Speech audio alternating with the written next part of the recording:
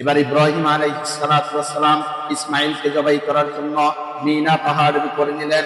মিনার কাছে নিয়ে ইসমাঈলকে যখন জবাই করবে, ইসমাঈল বলে, ও আব্বা, আমাকে জবাই করার আগে আমি 4টা ওসিয়ত করি, এই 4টা ওসিয়ত আপনি পালন করবেন। বলে কি? ইসমাঈল ডাক দিয়ে বলে, আপনি আমাকে জবাই করার আগে আমাকে জবাই করার জন্য যে অস্ত্র ব্যবহার করবেন, ছুরি ব্যবহার করবেন, এই ছুরিটা ভালোভাবে ধারাবেন। বলে কেন?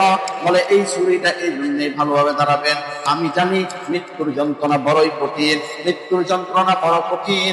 আপনি যদি আমাকে ধার নেই এমন ছুরি দিয়ে যদি আমাকে জবাই করেন, আমার খুব কষ্ট হবে।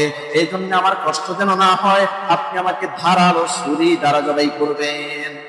এরপরে 2 নাম্বার, ও আব্বা, আপনি যখন আমাকে জবাই করবেন, আমার হাত পা গুলা ভালো করে শক্ত করে বাঁধবেন। বলে এটা কেন? বলে এটা এই জন্য আপনি আমাকে বাঁধবেন যেন আমি মৃত্যুর যন্ত্রণা কঠিন, আপনি যখন আমাকে জবাই করবেন আমার হাত পা যেন এদিক সেদিক ছুটাছুটি না করে, আর এদিক সেদিক যদি ছুটাছুটি করে আমার হাত পা গুলো আপনার শরীরের সাথে লেগে যাবে।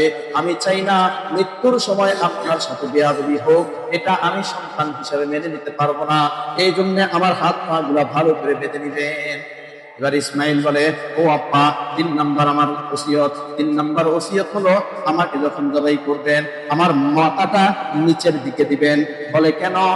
ইব্রাহিম ডাক দিয়ে বলে কেন?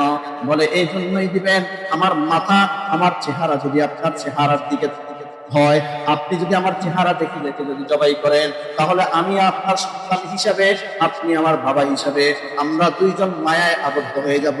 আর এই মায়া আপনি শেষ করতে পারবেন না, হয়তো মায়ায় পরে আপনি আল্লাহর হুকুম মানতে পারবেন না। এই জন্য আপনি আমার চেহারাটা নিচের দিকে দিয়ে জবাই করবেন, যাতে করে আপনি আমার চেহারাও না দেখেন, আমার মায়াও না পড়েন।